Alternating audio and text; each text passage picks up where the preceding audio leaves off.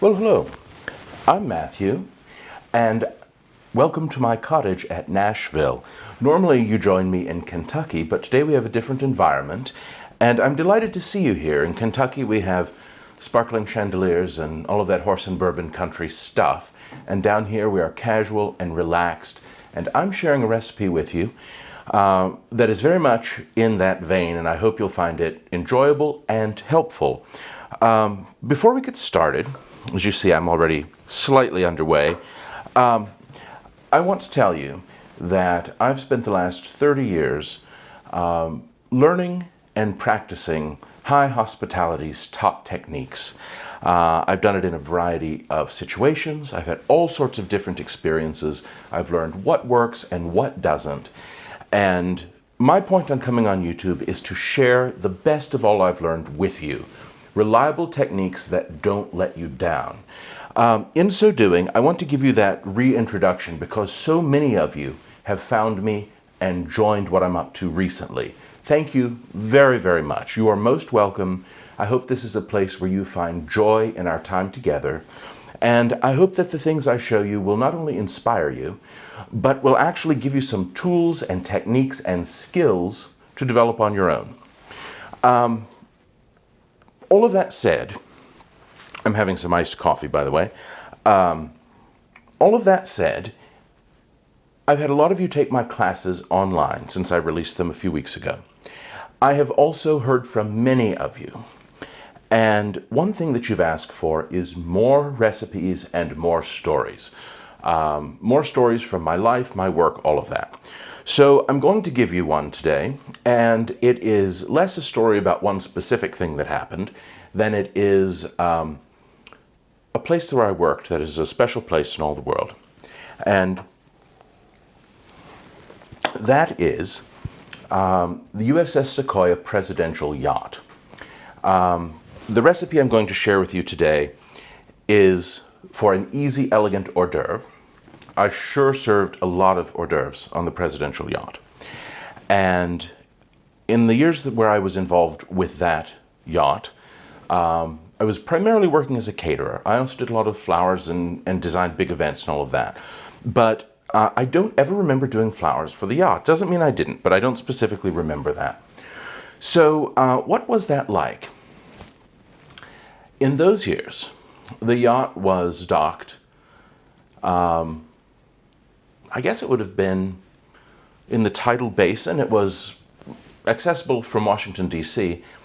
And when people say the presidential yacht, they imagine this giant vessel and, like a cruise ship. And it was not that. 104-foot yacht only sleeps 8 people in, I think, 5 staterooms, and could accommodate maybe 22 or 24 people for dinner. So on one hand, it sounds like, oh, well, that's not very much. But the truth of it is, when that yacht was used, it was for very exclusive reasons. Maybe it was the birthday party of someone that wanted a lot of privacy in the way they celebrated.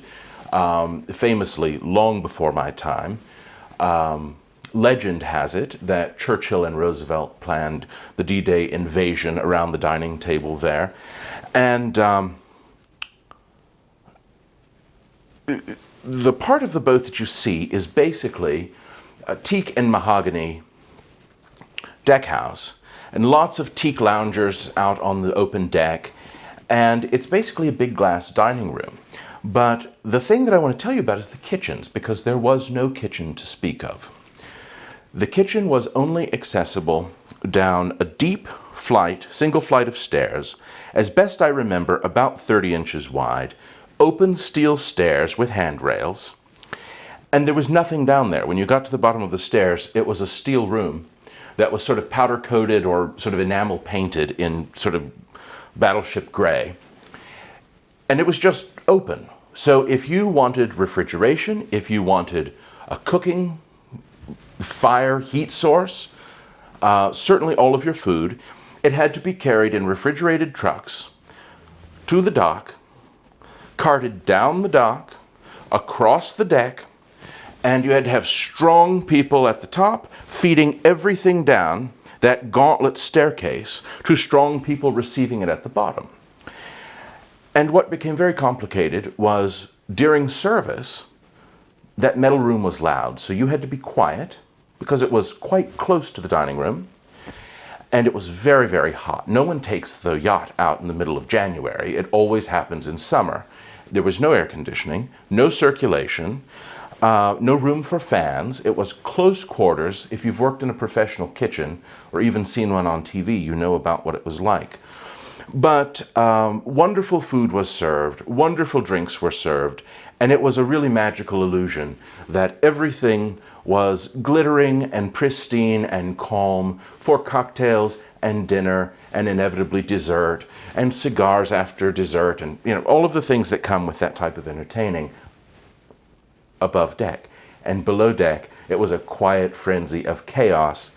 And in those years of my life, I remember never having been so glad when those parties were done for the night and you could come out having everything loaded back onto your trucks. The staff are driving it back to the warehouse to be dealt with later. And finally you get a breath of fresh air. So that is the side of things that you don't always imagine when you think, oh, the glamour of the presidential yacht, which is true. But the experience and perspective of the staff is also true, and I'm glad that I know both sides of it. So when you're in those situations, it reminded me that this is a great recipe to share with you because you don't have a lot of space, you do not have a lot of time, and as a caterer you have to prepare ahead what you can, assemble things at the last moment, and send it out to be eaten at once. So I'm going to give you my alternative to the classic Southern deviled egg. People have strong ideas about deviled eggs. If you're in the South, a lot of people love them. My feeling about deviled eggs came from my great-grandmother more than anyone else in my family, my maternal great-grandmother, because she's the only one in my family that made them. And her daughter, my grandmother, had so many eggs on the farm through the Depression that she did not want to eat another egg voluntarily the rest of her life. And because she didn't make them, her daughter, my mother, didn't make them. And I didn't really come back to deviled eggs until I met my husband, and they were more of a tradition in his family. But I found them off-putting. I did not like the really hard-cooked egg. I did not care for the chill, the refrigerator chill, in how they're usually served. And over the years, as I have catered and cooked and had parties at home, all of that, I have thought this business of taking the egg yolk out and preparing it and then getting out a pastry bag and piping it back in, I thought that was an awful lot of falderall. So I've taken a bit of a note from the Italians, as I often do, as you know if you follow me regularly, and I'm going to give you a method for steaming your eggs so they peel easily.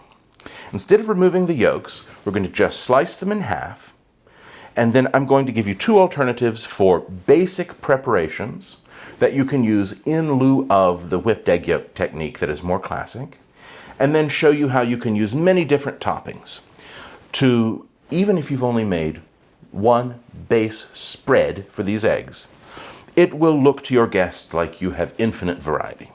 So let's first talk about the eggs. If you can possibly get your hands on good farm eggs, that's essential. All farm eggs are not the same. Someone recently sent me to someone who was allegedly raising eggs for produce, and they were not happy chickens. They were not being fed nutritious food, and their eggs showed it. They were practically quail eggs, the smallest little things with pale yellow yolks, and that's not what we want. I'm giving you this recipe with a minimal number of ingredients, so every single ingredient matters, and it needs to be the very best it can be. So get your hands on some farm eggs. If you can't get farm eggs, you can get better eggs, organic eggs, eggs from free-range chickens, etc. You want yolks that are almost orange. They should be proportionately quite large for the size of the egg. And you want eggs that are relatively uniform in size with good sturdy shells. One of the problems with regular grocery store eggs these days is the shells are so thin that even delicately steaming them the shells break and then the whites erupt out and you have an unsightly presentation. So what have I done before we came on camera? In this very pot, I put just enough water to barely skirt the base of this steamer basket. I put this in, and in it I put my eggs. The eggs are a little bit old, and I don't mean rancid. Really freshly laid eggs have a very small air pocket on the fat bottom end.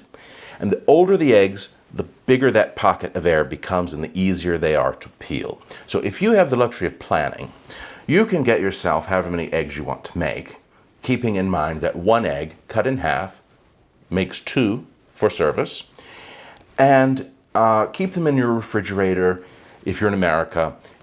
If you are abroad where eggs are prepared differently for commercial sale, I can't advise you on that per se, but do what you know to be safe to store your eggs for a couple of weeks. And before we steam them, bring them fully to room temperature. Now, for the size of eggs I use, I'll show you here. These are peeled, but for a size of egg like this, I hope you can see that on the camera. My rule of thumb in the steam, constantly, steadily steaming, is 9 minutes. But the temperature of your eggs, the voracity of your steam, it's all going to impact the exact cooking. So run a test before you rely on this for entertaining. Once the steam is coming, I put the eggs in with the fat round end toward the bottom and the smaller pointy end up as best you can. I immediately cover. I set the timer for 9 minutes. Do not do it by instinct. Do not think, oh, I know about what 9 minutes is. No, you will not be successful. Set the timer.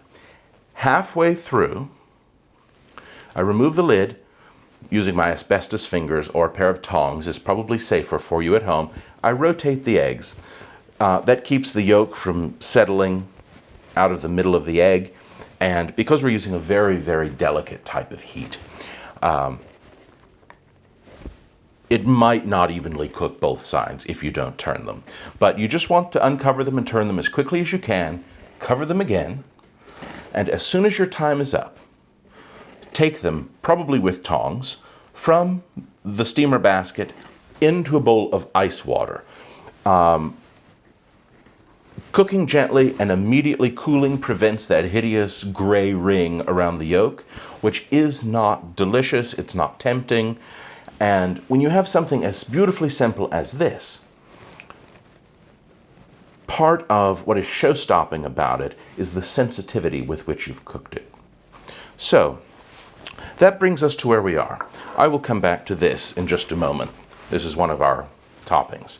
So, our eggs are cool, and like I said, you run your test. If the eggs are too soft, too jammy, maybe you need to add another minute or 90 seconds. If they're too powdery and fully cooked, maybe you need to go a bit less. Also, what do you like? What does your guest like? Very important to keep in mind. So, out of the ice water, I've peeled these, rinsed them under water, and now I'm just cutting them in half, lengthwise, and as you know, I always say, do not use a cutting blade to press down and crush through. Use the length of the blade to actually cut for you, and I'm also using a light rocking action here, because we want a beautiful cut. And there we have, look at that, a beautiful jammy egg. That's how I like them. And chances are, if someone who really knows what they're doing in the kitchen is one of your guests, they will be impressed that you achieved this level of doneness. But again, I can't tell you how you like to eat your eggs. So, clean your blade. It's very important. And these will not sit on a flat platter with a round bottom. So just use your knife and trim a tiny little bit from the back. See, just a tiny little bit. And to tell you the truth, I didn't rotate these as carefully as I should have in the basket, so my yolks are not perfectly centered. Also, do not throw away this little trimming because I'm going to show you what to do with it later. Okay. Now, I will do one more just to show you, and I want our platter to look extremely full and opulent. So one more. Could not be easier. Clean blade. Going to glide through. We're not going to crush down.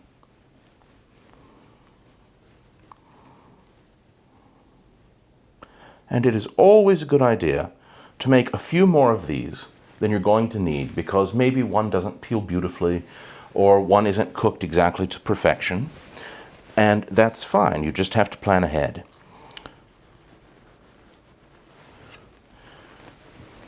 Now, I will show you the platter that I'm putting these on in a moment. But that is not the point of what we're doing yet. We're just getting these eggs as our starting point. Okay, there we go. And we have saved all of our trimmings because waste not, want not. All right. So, now we have the eggs. That's very easy. And what are we going to do to top them? We need an alternative to the typical method. So I'm going to give you two options, both of which I like. And I will tell you, I do this in my real life. Even if I want a quick lunch or an hors d'oeuvre for dinner, I bet I make these eggs in some variation 2 or 3 or 4 times most weeks. So the easiest way, and probably my favorite, is with some excellent butter. The Irish, like Kerrygold brand, is excellent. The French have wonderful butters. Here in America, we are getting quite good butter from New Zealand at a little bit of a better price, so that's something you might experiment with. Of course, if you have a really good local creamery and they make a cultured butter, that's wonderful. You must be aware, is it salted or not? Because that influences how you proceed. And like most of the recipes I have given you so far, rather than say exactly 1 teaspoon of that and a half a tablespoon of this other thing, I'm going to tell you to taste very sensitively as you go. Because my butter is different than your butter, and maybe you're doing it on holiday with a butter that you've never used before, and so on. So the first thing that I'm doing is I have here a little bit of salted butter. A beautiful cultured butter that is salted. The only thing I have added is a little bit of black pepper, and I'm going to put with it some fresh herbs. Let's see, I have here some thyme leaves from the garden, just a few. I've got some basil there that I'm not going to use because that is for something else that we'll do in a few minutes. A little bit of very finely chopped chive. And I'm going to add to it a little bit of mustard. Mustard is classic. I personally don't like this type of preparation to taste like mustard. I do like the mustard to give an umami lift, and it also is a bit of an acid lift. So for this one, it's extremely simple. I think I will use this Dijon. It's a good one from France. And I want to show you how little I'm going to use. You see the amount of butter I have here. Very little, maybe barely 2 tablespoons. And I'm going to use this much Dijon mustard. That is probably not even 1/8 of a teaspoon. Maybe I want more, but I certainly cannot have less once it's added. So mix it well.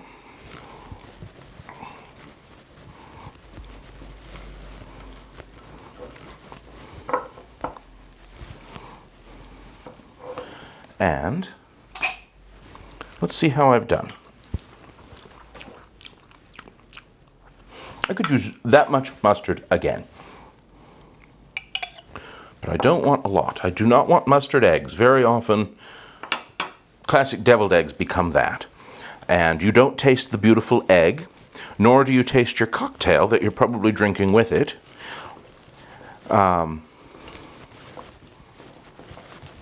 because all you taste is mustard. Speaking of cocktails, that's an interesting point about the presidential yacht.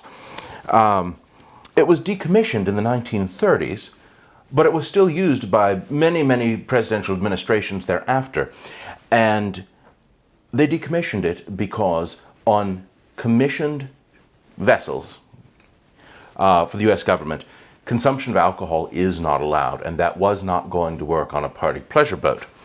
So certainly by the time I came along, that boat was used for ample enjoyment of libation. That's good. It does not taste like mustard, but the mustard lifts the flavor of the butter and the herbs. Delicious. It is savory, and it makes you want to eat just a little more. I also find that I want a touch of heat, additional heat. You could use cayenne pepper. I'm going to use a splash of hot sauce. That is very Southern. It also, hot sauce always is not just heat, it is also acid, so keep that in mind.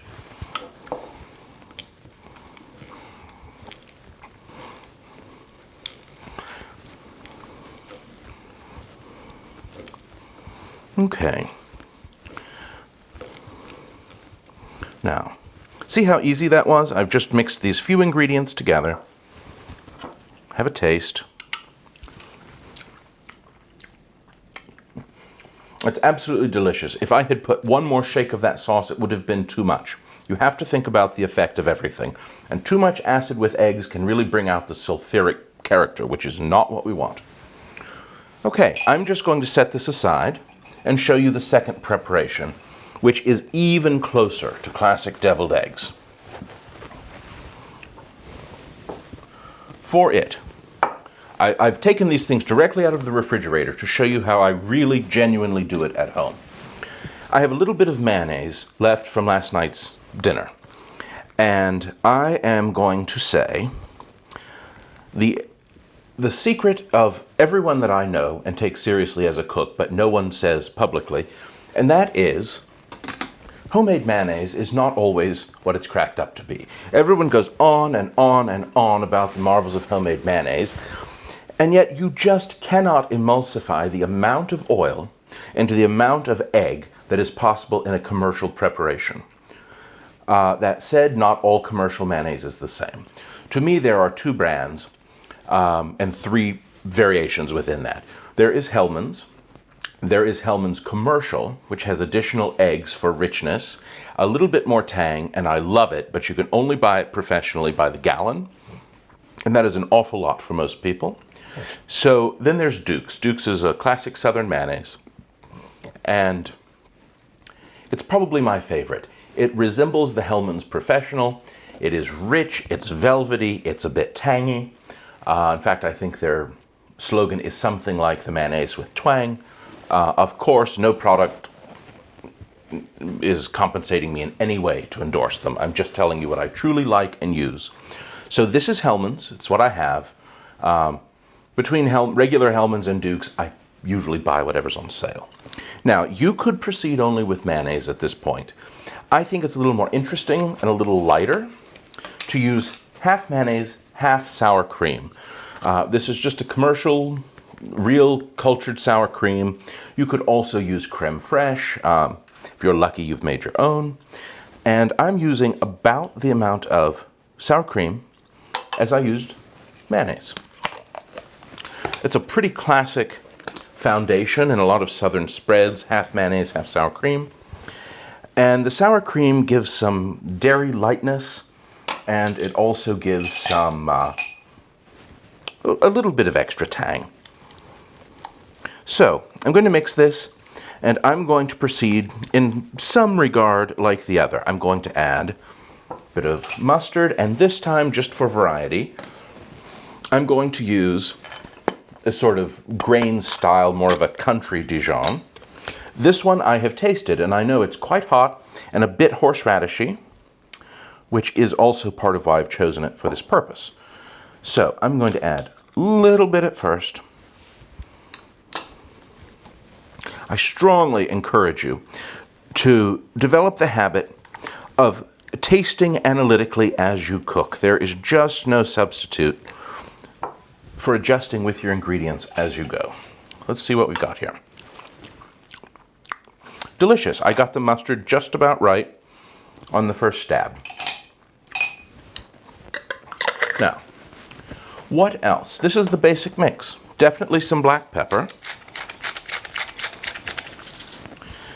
And just to lift, again, not too much acid, but a complexity, I'm going to use a tiny drop of sherry vinegar. It is truly a finishing vinegar, and too much will ruin everything that we've done. Tiny, tiny drop. Now, I'm going to, perhaps controversially, also add a tiny drop of fish sauce. For those who have not used fish sauce, it's an Asian ingredient. I absolutely love it, but I love it in drops. You are almost never going to use teaspoons or tablespoons or cups. If you are unsure about pouring from the bottle, pour into a spoon and drip, drip, drip it in, because you can very easily go too far very quickly. I always watch the tip where it pours, and I do it with terrible trepidation to not ruin. There, ooh, that's a little more than I wanted, but we'll see how I did. Hopefully I didn't go too far. What have I forgotten? I want to tell you, you could use Worcestershire sauce in lieu of fish sauce. It is certainly a little less diabolical, but it's sweet and it has a lot more happening than just the clean, salty, umami flavor. So, take that as you will. I imagine a lot of Westerners, in other words, Western Europeans and Americans, will probably have Worcestershire in their pantry before they have fish sauce.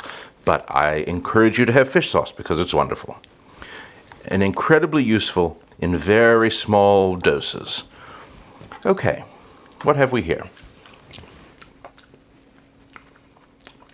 It's delicious. It needs a touch more acid, so I'm going back to our sherry vinegar. Could you use other vinegars? Yes. I would probably not use white vinegar or cider vinegar. They're a bit harsh. You might use a white wine vinegar. I would not use a red wine vinegar. I would not use a balsamic. You want something light and clean. Again, almost like the fish sauce, just we're looking for drops.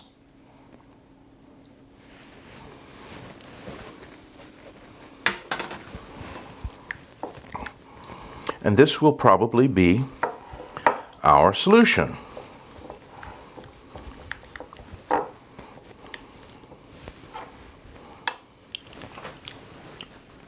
Delicious. That is it. Now, I'm going to clean these things up, get a little bit organized, bring the prepared eggs front and center, and I'm going to show you how we proceed. I'll be right back. Welcome back. As a bit of a transition to what comes next, I want to show you this convertible steamer basket that I also had out to show you. If you don't necessarily have the kind of mesh strainer basket that I use to steam my eggs, you can very easily use one of these. Just make sure that in the pan, the water stays under this bottom surface, and you might have to add more water, which could adjust your cooking time if the steam stops. These often sit very close to the bottom of the pan. So again, you just have to take it all into consideration as you're cooking. Now, on this beautiful, fabulous French 19th century fish plate, actually, I've removed the insert that would hold the fish above any kind of weeping. And I'm just using it for the eggs because it is so beautiful. I absolutely adore this pink underglaze and this fabulous cipher. So I would say one of the things you must do is always surprise your guests. If you don't punctuate your entertaining with bits of surprises, they're just going to say, oh, this is all so predictable, I know what's coming, and they tune out. So it doesn't matter if your cooking was delicious, they'll completely miss it. So if you can use an unexpected platter, or certainly serving eggs in a way that's familiar to them yet fresh and different, It wakes them up. It helps them pay attention to what's happening. So, while I was changing over the setup here, I decided to set myself a little challenge. I have here 5 eggs cut in half to make 10 halves, and I want to show you that just using one base, whether you use the mayonnaise base or the butter base, that you can make 10 different presentations of eggs. We're going to top each of them with one base or the other, and then we are going to put a different garnish on the top. It's a wonderful professional catering trick. It allows you to efficiently give the impression of tremendous variety, and guests experience that as opulence. So one of the things I'm going to talk to you about in this little demonstration of the assembly for presentation is all the little tricks you can use to make a very, very simple presentation really memorable and really impressive for your guests. So let's just start with the most basic thing. I'm going to take the butter that I prepared, and I'm going to give half of these a dollop of butter. If you wanted to give them a little spread, that would be fine. And you want to think about balancing the amount of butter with the amount of egg.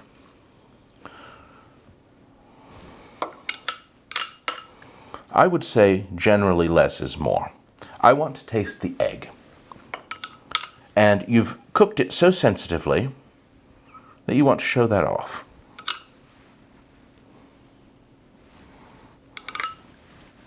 Let's see, I didn't necessarily count as I was going. 1, 2, 3, 4, 5.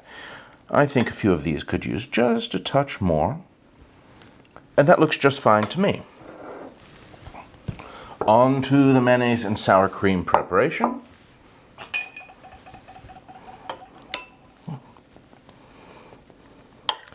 Now, I'm sure some of you want to know, this one is a little bit lighter, so I can just dollop it on, which is nice. If you're in a real rush, that's something to consider. Some of you will want to know what can be done of this in advance. You can certainly steam your eggs.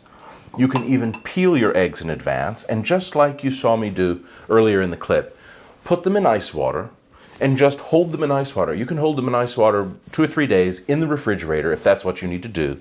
As the ice melts, just refresh the water and the ice as needed. You can make your spreads in advance, several days in advance, that's fine.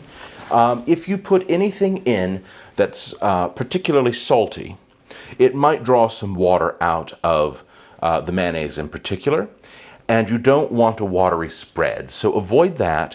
I wanted to show you here, this is something that you could do for a really interesting take on the butter spread. You could probably even try it with the mayonnaise spread.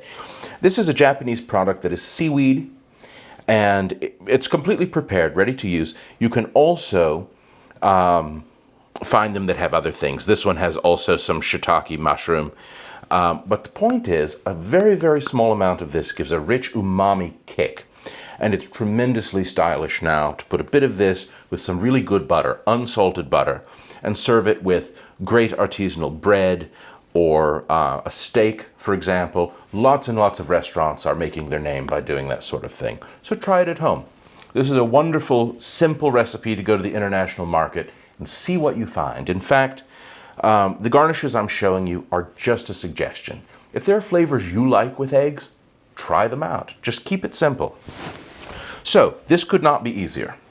I'm going to garnish them now. I have some crispy bacon. I'm going to put that, I think, with the mayonnaise. Good. In fact, let's stand it up slightly. I have a chiffonade of basil. That would probably be good with the mayonnaise. Not too much. That's very pretty. What else do I have? I have here a dill frond, a beautiful large dill frond. I think also with the mayonnaise. And to be even slightly arty, I have these beautiful dill flowers. I would not dream of placing it on with a horrible tweezer, but some people are into that sort of cooking. What else do we have here? Very nice. These are all things we've grown here. Some finely chopped chive. And let's have a small leaf of parsley. That's really pretty just as it is, but because I have one nice long tip of chive, I'm just going to lay it on just for beauty and fun and flavor. Now, this is some chow chow. If you're not from the American South, you might not know chow chow, but it is a finely minced, cooked preparation that is often jarred or canned, and it is green tomato, cabbage, white or green cabbage, a little bit of carrot, sometimes other things, and in fact, if my husband, he made this chow chow, and if he was making deviled eggs in the traditional whipped way, he would put some of this in his yolk mixture. So, it's a very good thing for this purpose. And we will take one that has some of the butter. We will give it just a little bit of this. Now, what are we going to do with those whites I showed you? Well, I'm going to take just a small amount, chop them pretty finely. It's not really a chopping knife, but I can demonstrate.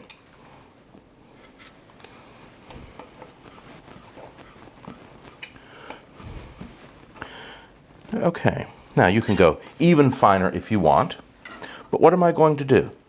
I'm just going to sprinkle this on one as a bit of a garnish. I mean, truly, you are creating variety visually, and you're doing very little with other ingredients. I am letting some fall down on the platter because we, just like when I talked to you about floristry and I say we do not want it to look tortured. We do not want our delicious, easy, elegant eggs to look tortured. What else? Oh, I have here some smoked salmon. So I will show you. I'm going to even cut this smaller. And have just a beautiful ribbon of smoked salmon with some of this butter. Let's see if I can turn it this way for you.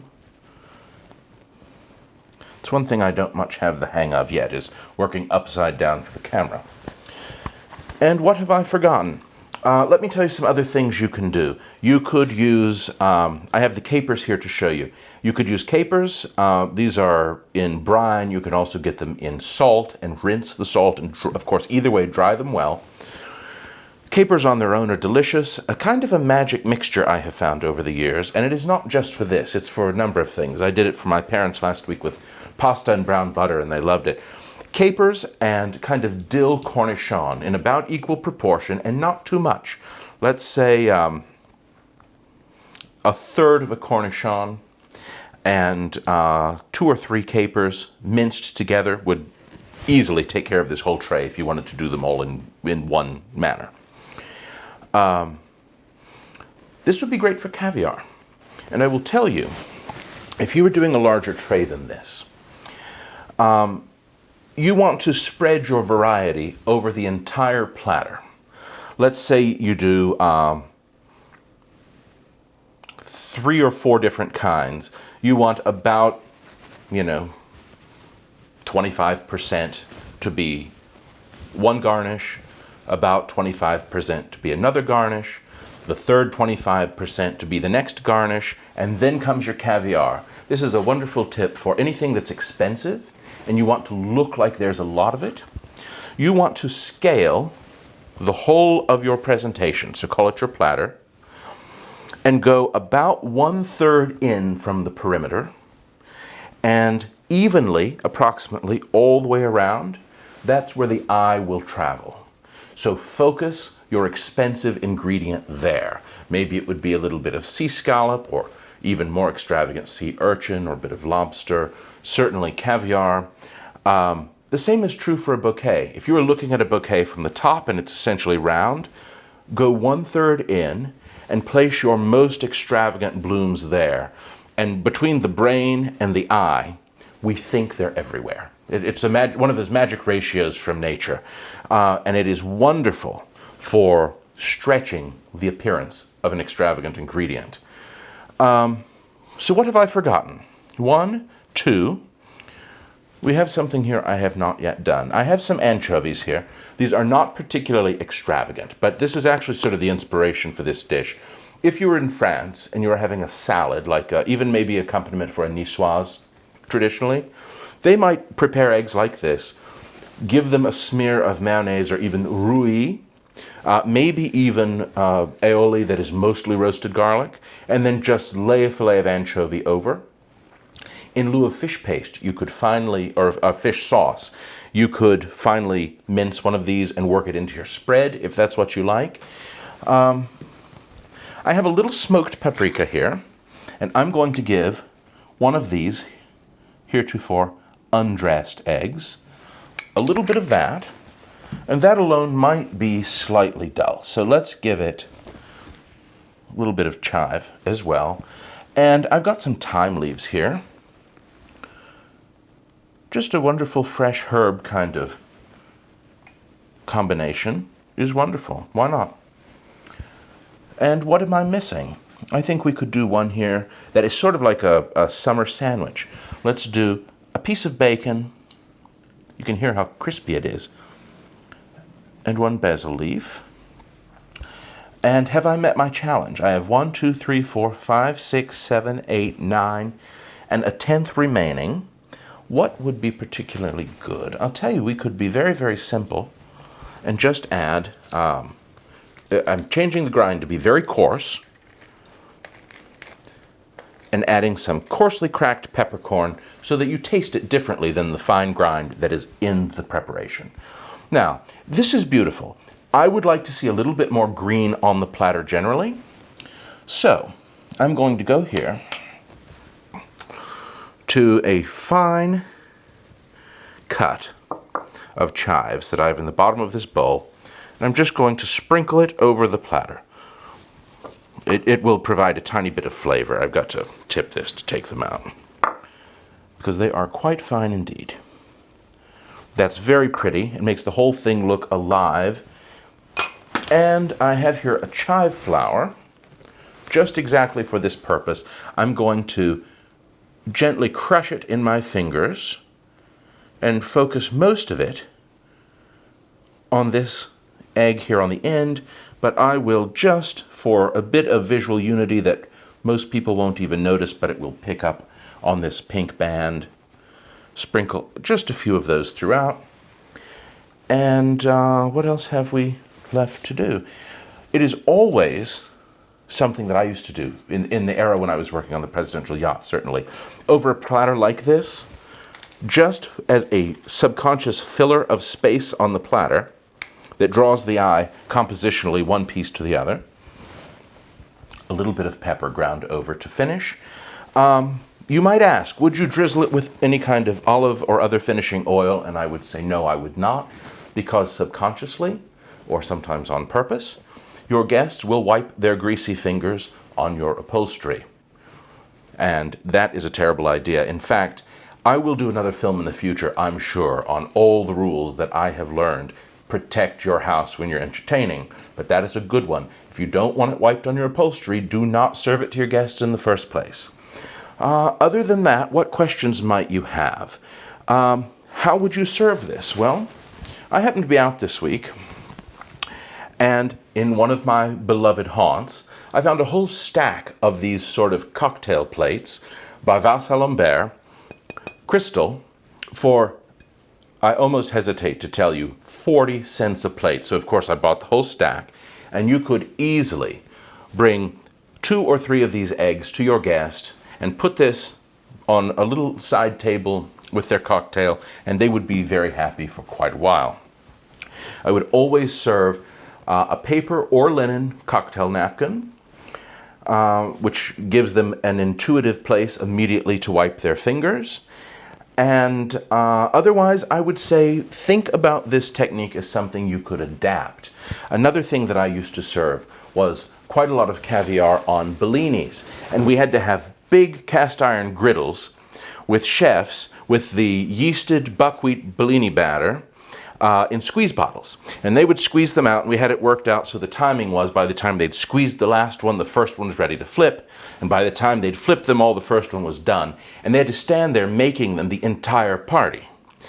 And if you want to do something that is far less labor intensive, you could have a beautiful chilled bowl full of ice and a little tin of caviar and surrounded by all of these eggs that are just cut, no topping at all. And then instead of the traditional egg as a topping, you just have the other offerings of a bit of maybe red onion or chive or scallion and some creme fraiche, and it tremendously simplifies your service. So I hope you think about this and think about ways it could be really easy for you. Don't be distracted by the fact that you can make it very fancy. You can make it very, very plain. A warning I will give you is do not dress them before your eggs are chilled, or else these toppings will slide right off and you'll have a huge mess. And I also would not serve them ice cold, which is good. You can prepare them on your tray, leave it out for 3 or 4 hours as long as your house is not hot or you're not doing it outdoors in the summer. You have to think of food safety. But let the eggs come basically to room temperature, dress them and serve them at once. I hope you find that helpful. I will put the whole method on my blog, mathertonbaber.com/blog. And while you're at my website, you might see if any of the classes I have going right now interest you. Should you want to find this type of beautiful serving piece for yourself, I have antiques tours coming up this fall. And other than that, thanks very much. I'm going to photograph these. We may add a few photos at the end, and certainly you'll see them on the blog. Happy cooking, happy eating. I hope you enjoy your own understated eggs.